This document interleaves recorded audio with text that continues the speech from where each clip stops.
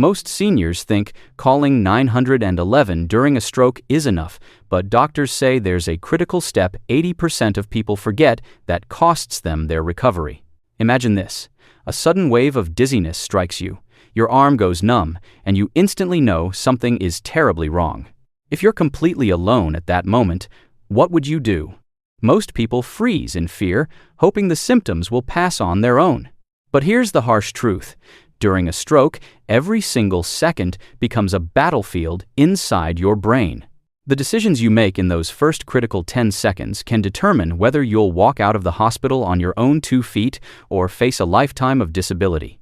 The reality about strokes is unforgiving. They don't give you warnings you can afford to ignore or delay. From the moment blood flow to your brain is interrupted, brain cells begin dying at an alarming rate. The clock starts ticking immediately, and it doesn't pause just because you're scared, confused, or unsure about what's happening to you.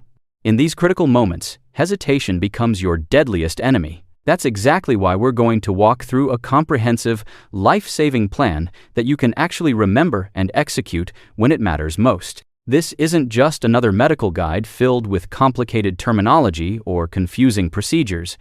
We're talking about a practical action plan you can put into motion even when fear and panic are trying to take control of your mind. It's not about memorizing fancy medical terms or performing complex steps. Instead, we're focusing on simple, direct, and fast actions that give your brain the fighting chance it desperately needs when you don't have anyone nearby to help you. Think of this as your personal emergency response script. The exact sequence of moves you'll execute when every single heartbeat carries life or death importance. The more thoroughly prepared you are right now, in this moment, the less mental energy you'll need to spend making decisions when a real stroke strikes. Before we dive into the life-saving steps, I want to hear from you. Type the number 1 in the comments if you're committed to learning these steps by heart and being fully prepared.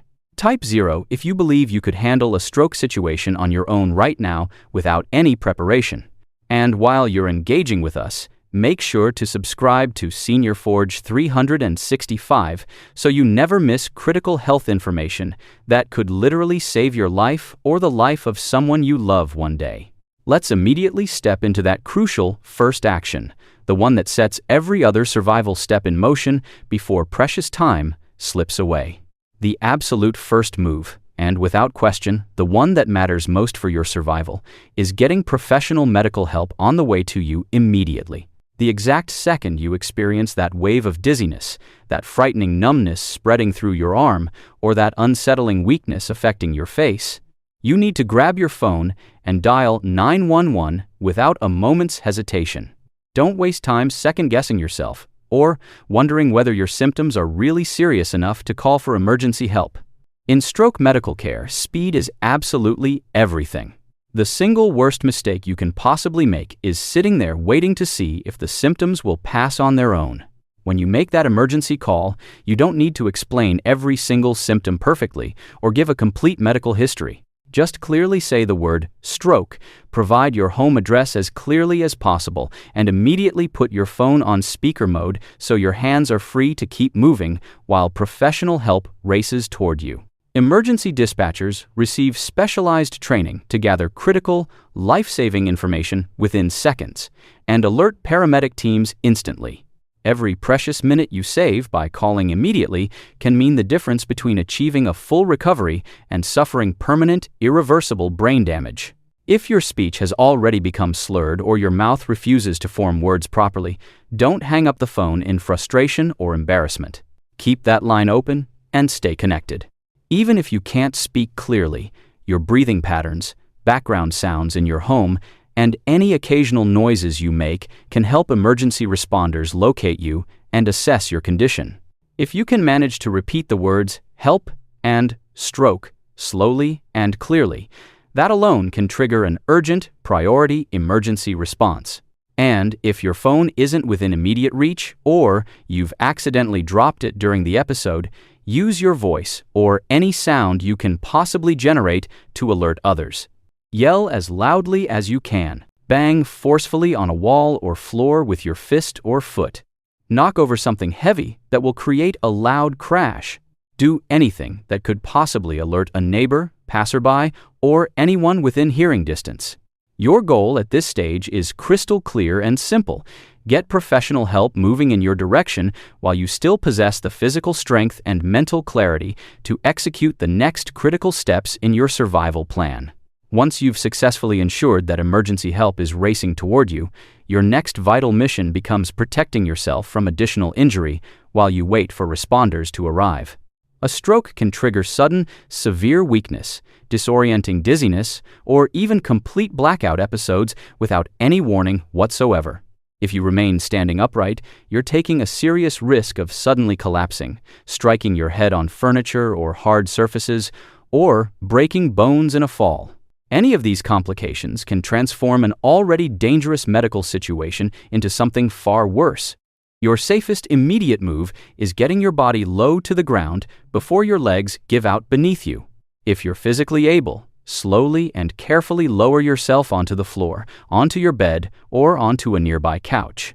Avoid making any sudden jerky movements. Take your time with this transition, even though you feel panicked and rushed.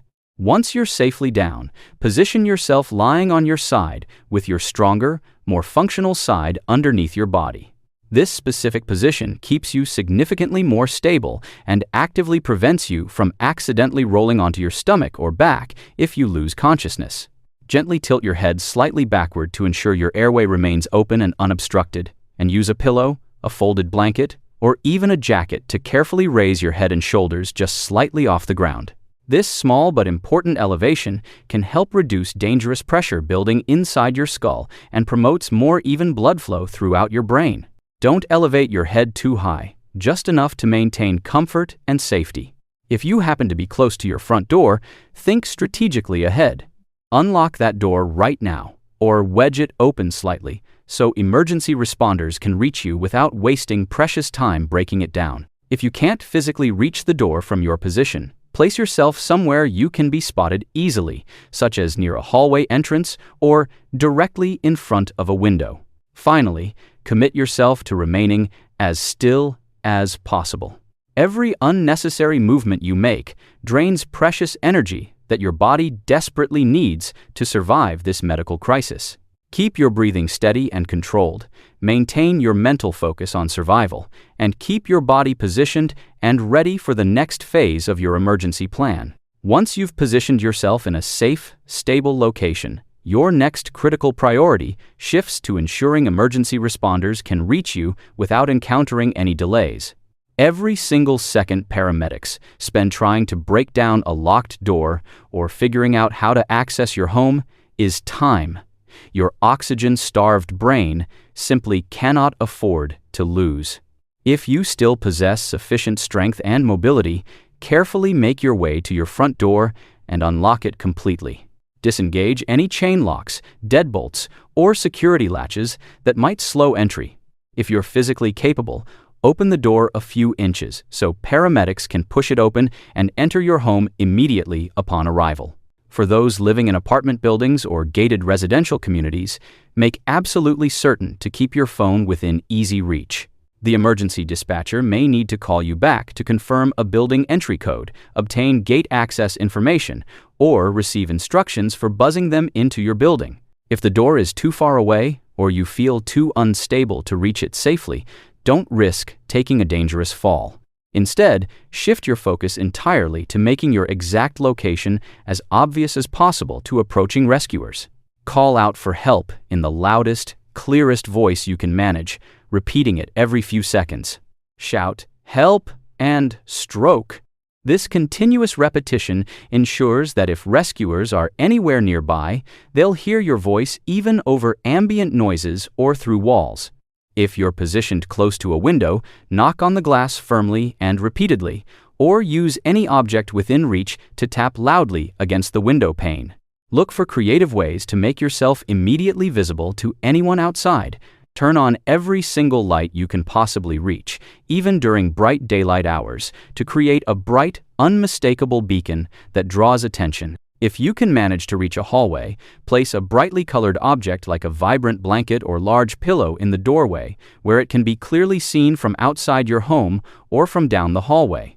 This entire step focuses on one crucial goal: clearing every possible barrier standing between you and the medical professionals racing to save your life. The faster they can reach you and begin treatment, the sooner they can administer life-saving interventions. In stroke emergency care, those saved seconds could literally mean the difference between walking independently again or spending the rest of your life living with severe, permanent disability. With professional help confirmed to be on the way and your living space prepared for rapid emergency access, your focus now shifts to accomplishing two equally important things: making yourself easily findable within your home and carefully protecting your remaining physical strength and energy.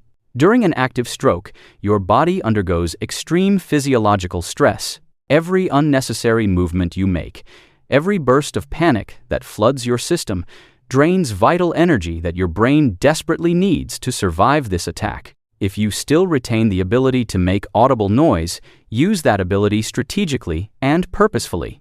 Every 15 to 30 seconds, call out clearly, "Help" or "In here," so responding rescuers can pinpoint your exact location the very moment they enter your home. If you're positioned near any object that can create loud sound, like a metal pot, a heavy pan, or any hard surface, tap it in a steady, rhythmic pattern.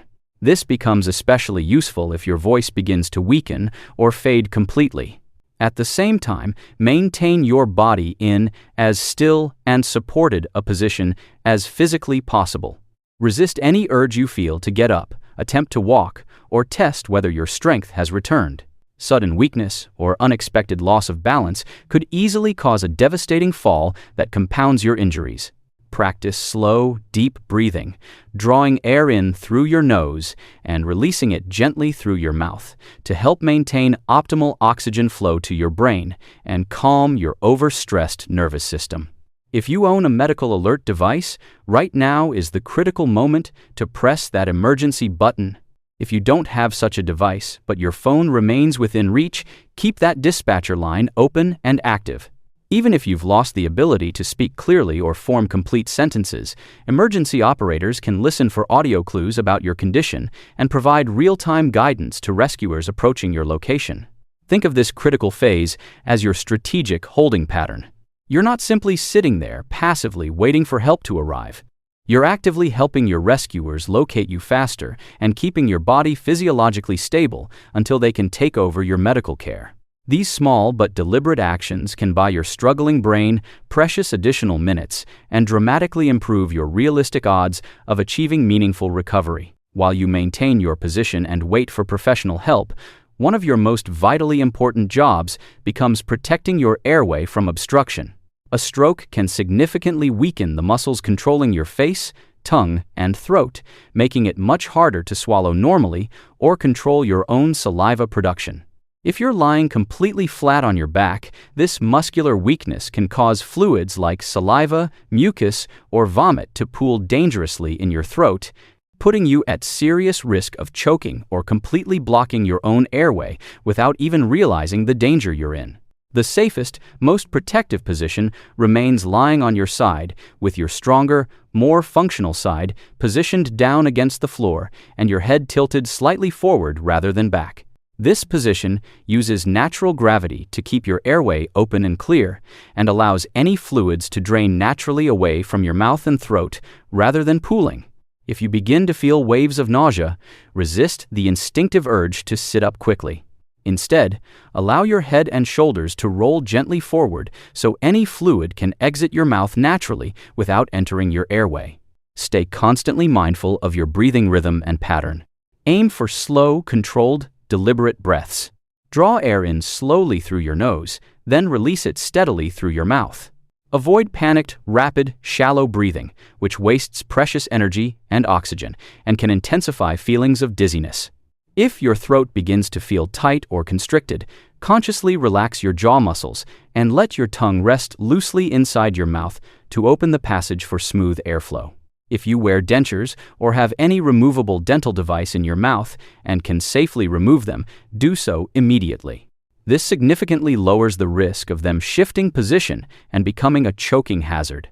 Also, loosen any tight clothing items around your neck or chest area, such as scarves, neckties, or snug shirt collars, so nothing physically restricts your breathing capacity. Oxygen is the vital fuel your brain cells are fighting desperately for right now. By keeping your airway completely clear and your breathing steady and controlled, you're buying those struggling cells precious additional time.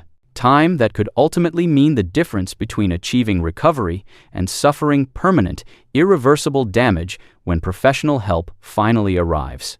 One of the most dangerous mistakes you can possibly make during an active stroke is allowing yourself to drift off to sleep or lose mental alertness before emergency help reaches you. As blood flow to critical parts of your brain becomes reduced or completely blocked, your body's natural response may be attempting to shut down into unconsciousness, but you absolutely must fight with everything you have to stay awake and mentally aware. The longer you successfully maintain consciousness, the more effectively you can respond to changing symptoms, provide rescuers with important medical information, and protect yourself from secondary dangers like choking or airway obstruction. If you feel yourself beginning to fade toward unconsciousness, focus all your mental energy on keeping your eyes open and your mind actively engaged. Talk out loud, even though no one else is present in the room with you. Repeat your full name, the current time, your exact location and address, and the word stroke over and over again. This isn't only about keeping your brain actively working and engaged. It also ensures that if you do ultimately lose consciousness, the last words a responder hears from you contain exactly the critical information they need to know immediately. If your phone still remains within your reach, keep that emergency dispatcher line open and actively connected. Even if you've completely lost the ability to form full sentences or speak clearly, let them hear you breathing, groaning, or making any audible sound whatsoever. This audio connection reassures them you're still alive and provides them with valuable clues if your medical condition begins to worsen rapidly. Light physical stimulation techniques can help you maintain alertness. Gently tap your thigh repeatedly or pinch your fingertips on your stronger, more functional side to maintain some sensory input flowing to your brain. Just be careful to avoid moving so vigorously that you risk falling or shifting into an unsafe, unstable position. Your goal during this phase isn't to somehow power through the stroke or overcome it through sheer willpower. Your goal is simply to hold on, to maintain consciousness and stability long enough for professional medical help to take over your care. Every extra moment of maintained awareness significantly increases the chance that your first professional treatment begins with your brain still actively fighting for survival, not already fading toward permanent damage. Even after you've successfully called for help, positioned yourself safely, and worked hard to stay alert and conscious, you must understand that a stroke can still evolve and change rapidly. New symptoms can appear within just minutes, and recognizing these changes could help you relay vital, potentially life-saving information to rescuers the moment they arrive. Pay extremely close attention to any changes occurring in your body. If weakness begins spreading from one limb to another area, make a mental note of which side of your body is being affected. If your speech suddenly worsens significantly, your vision blurs or goes dark, or you develop an intense, pounding headache, try your best to say these changes out loud or repeat them into the phone so the dispatcher can document them. These real-time updates help paramedics assess the severity and specific type of stroke you're experiencing much faster, which can significantly speed up treatment decisions once you reach the hospital emergency department. Be aware of sudden changes in your breathing pattern or heartbeat rhythm. If you feel your chest tightening, your pulse racing irregularly, or your breathing becoming increasingly shallow, focus your attention on taking slow, deep, controlled breaths to maintain oxygen flow to your brain. Make sure to mention these concerning changes to the dispatcher on the phone, as they can signal dangerous complications requiring immediate attention from the medical team. If you lose all feeling in a part of your body, check periodically with your stronger hand or foot to assess whether the numbness is spreading to new areas.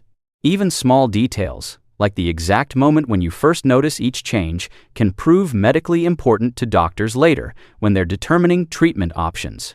Most importantly, avoid allowing panic to take over when frightening new symptoms appear. Panic triggers a surge in blood pressure and places even more dangerous stress on your already damaged brain tissue. Instead, focus your mental energy on calmly reporting and managing what you can control, keeping yourself as physiologically stable as possible until trained medical hands take over your care.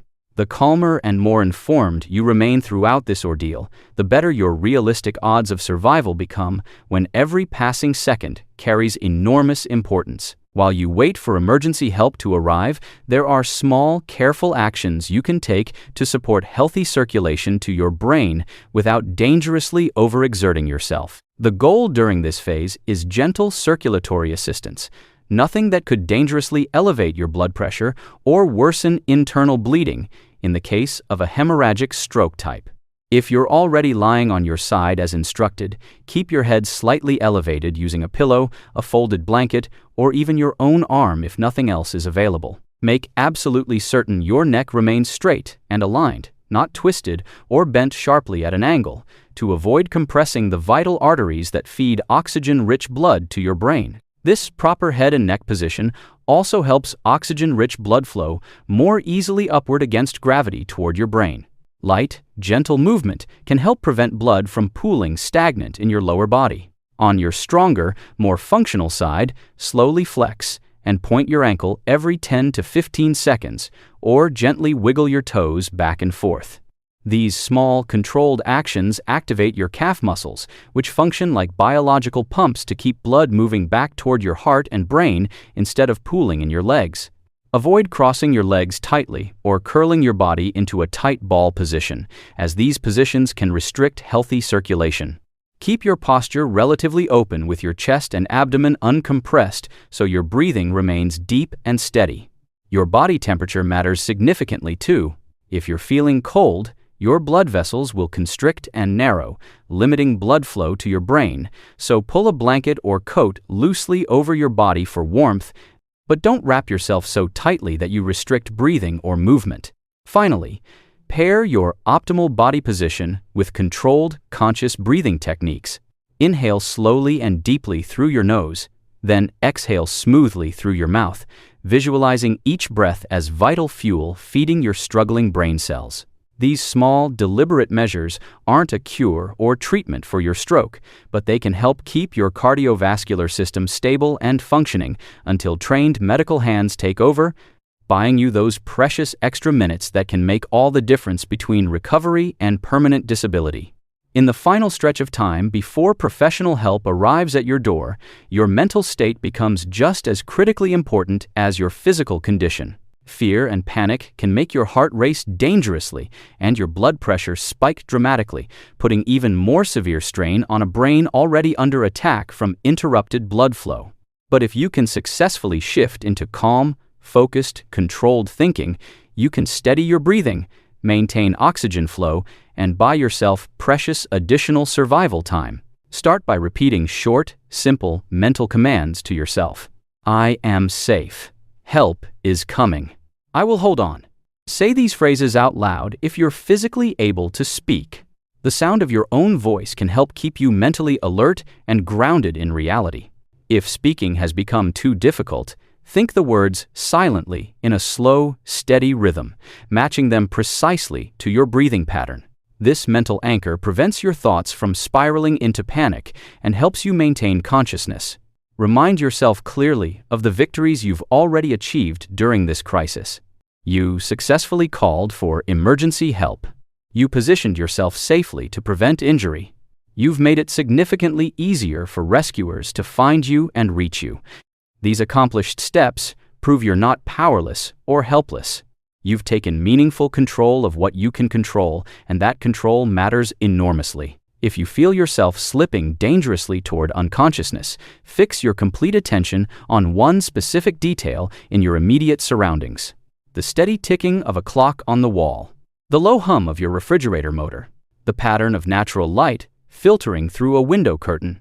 Let that single detail become your lifeline, pulling you back from the edge of unconsciousness. Picture professional help arriving at your location. Visualize the wail of sirens growing progressively louder. Imagine hurried footsteps approaching your front door. See the reassuring face of a paramedic appearing in your doorway. Hold firmly onto that mental image. It keeps your brain actively engaged, your willpower strong, and your focus locked completely on survival. A stroke is truly a fight. For every single second, your brain can keep working and functioning. By controlling your mental state and absolutely refusing to let panic take over, you give yourself the best possible chance to stay alive until professional help walks through your door. So, if there's one single thing I hope you carry with you after watching this video, it's this powerful truth. A stroke doesn't have to win just because it strikes when you're alone. Those critical 10 seconds we've talked about throughout this video aren't just abstract numbers. They're a window of opportunity, a lifeline, a genuine chance to protect the person you've spent your entire life becoming. Every breath you manage to take, every clear thought you can hold on to, carries enormous importance. You might never need to use these steps in real life. And I truly, genuinely hope you never do. But if that terrifying moment ever comes, you won't be standing there in fear, frozen and helpless. You'll know exactly what to do. And that confidence, that preparation could be the reason you walk, talk, and smile again after surviving a stroke. Always remember, your brain is the command center of absolutely everything you love to do in life. From holding your grandchild's hand to telling your favorite story at the dinner table. Protect it like you would protect your own family. If this video gave you even one tool that could make a difference in a real emergency, share it with someone you care about. You might save their life before they even know it's in danger. And don't forget to subscribe to Senior Forge 365, because the more you know, the more power you have over your own health and longevity. Stay safe, stay prepared, and keep living fully. Your future self will thank you.